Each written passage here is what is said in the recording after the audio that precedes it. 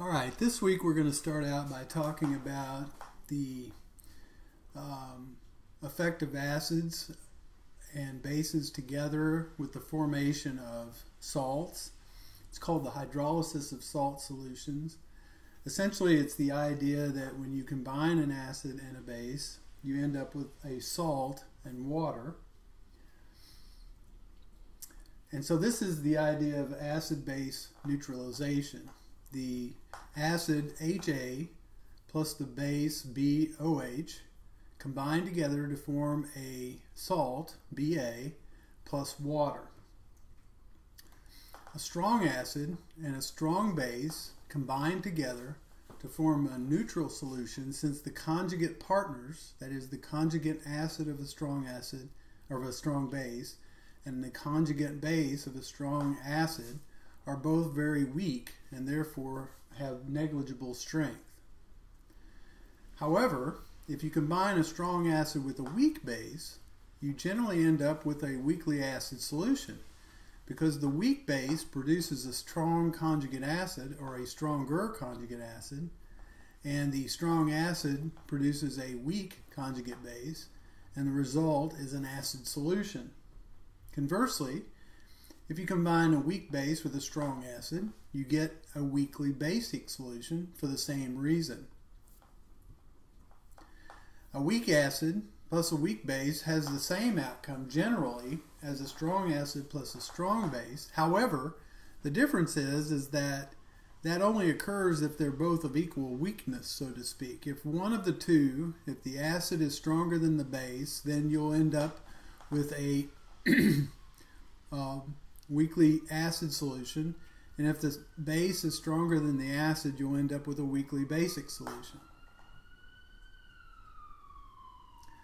So here we have a situation of the combination of a weak base, ammonia,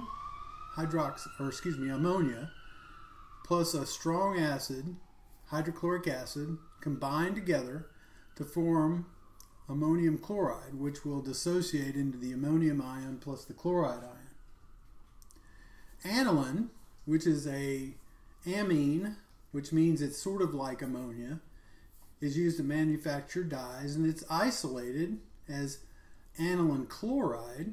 So it's in this equation, it's very much like the ammonia and the ammonia chloride when you combine aniline with hydrochloric acid. So the question here is, what is the pH of a 0.33 molar solution of aniline chloride? So if you end up with the salt, aniline chloride, what is the resulting pH of that solution? So here's the equation that we're talking about. Now, the equation I'm showing here is the combination of the aniline chloride ion. This would be the C6H5NH3 plus, is the same as, if you're looking at the top, NH4, and we're just leaving the chloride out. It's going to be combined with water to form the hydronium ion plus aniline, C6H5NH2. Now the equilibrium constant for aniline, so for the reverse reaction, going from right to left, is Kb, because aniline is a weak base, just like ammonia is a weak base, is 4.6 times 10 to the minus 10. Now, you'll understand why I'm making all these points as I do this problem for you. So how do we go about doing this? Well, first of all, you have to determine the direction of change. And in this case, the direction of change will be from left to right. That's what we're talking about. And then we have to talk about what the equilibrium concentrations are that we know and the equilibrium concentrations that we don't know, and then check your math. So how do we go about doing this? So first of all, the equilibrium constant we have is for the reaction from right to left. And we need the equilibrium constant for the opposite reaction. We have the Kb, which is for the reaction of aniline which is this compound, plus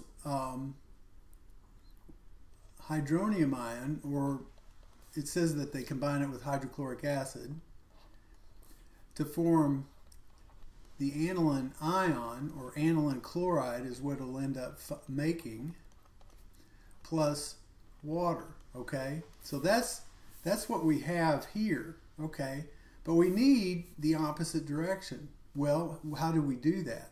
Well, the opposite of this would be the Ka for the reaction as written on the slide here.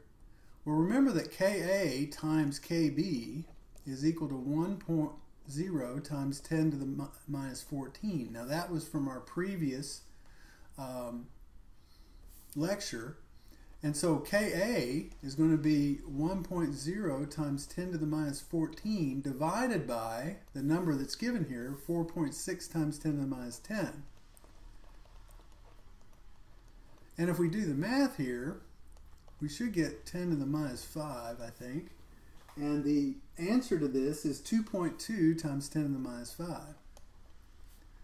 Now, we can say that this is for the reaction as written on the slide, which is this C6H5NH3 plus H2O goes to form H3O plus aniline C6H5NH2.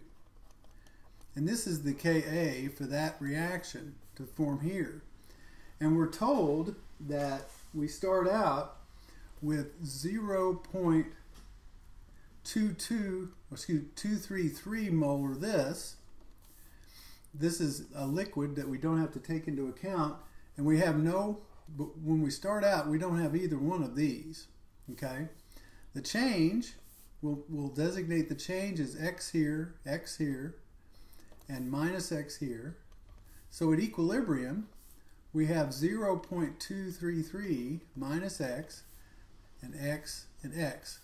Now that means that x times x is going to over 0.233 minus x is going to equal 2.2 times 10 to the minus 5.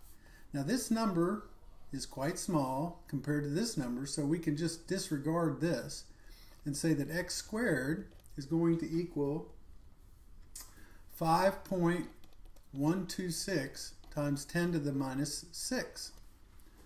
So the square root of that is going to be 2.2 times 10 to the minus 3. And the pH, if you put that in your calculator, the pH is 2.65. So this is the pH of a 0.233 molar solution of aniline chloride, which is what the question is. Now the same thing happens when you combine a weak acid. Now the previous was a weak base. Aniline was a weak base. Now this is a situation where you're looking at a weak acid. Acetic acid, shown here, is a weak acid that when combined with a base will form acetate ion plus water. So determine the acetic acid concentration in a solution of acetate. Hydroxide is given. The reaction, the Ka for acetic acid, which is the right to left reaction, is given as 1.8 times 10 to the minus 5. Again, you determine the direction of change. The direction of change is from left to right as the equation is written, but the Ka that you have is for right to left. And so you're going to have to do the same manipulation that we did the last time. And then you solve this just like the previous problems. So let's, first of all, we have a Ka, which is for the reaction that looks like this, which is acetic acid plus water goes to form acetate ion plus hydronium ion. And that's what the Ka is. Now that you'll notice this is the opposite direction of that, okay? And so we need to write this in the opposite direction. So we need the Kb, and remember Ka times Kb is equal to 1 times 0 times 10 to the minus 14. So the Kb for the reverse reaction is going to be this 1.0 times 10 to the minus 14 divided by 1.8 times 10 to the minus 5. And if you do that math, you get 5.6 times 10 to the minus 10. And that is for this reaction as it is written on the slide, and I'm going to write it here again, which is the reaction of the base as opposed to the reaction of the acid. And so now we're at the same point we were last time. We know that it's 0.05 molar acetate to start out, and it's actually, this says that determine the concentration of the solution with this and this at equilibrium. So we don't even have to do the ice computation here. We know that this says OH over here. Sorry. We know that we can say that this is 2.5 times 10 to the minus 5, because that's what this says. And this is 0.5, which is the acetate concentration. So if we write we know that it's going to be our unknown, which is a CH3COOH, times this 2.5 times 10 to the minus 5 divided by 0.05 is equal to 5.6 times 10 to the minus 10. And if you do this math, multiply this both sides by 0.05 and then divide both sides by 2.5, you get the answer, which is 1.12 times 10 to the minus 5 molar,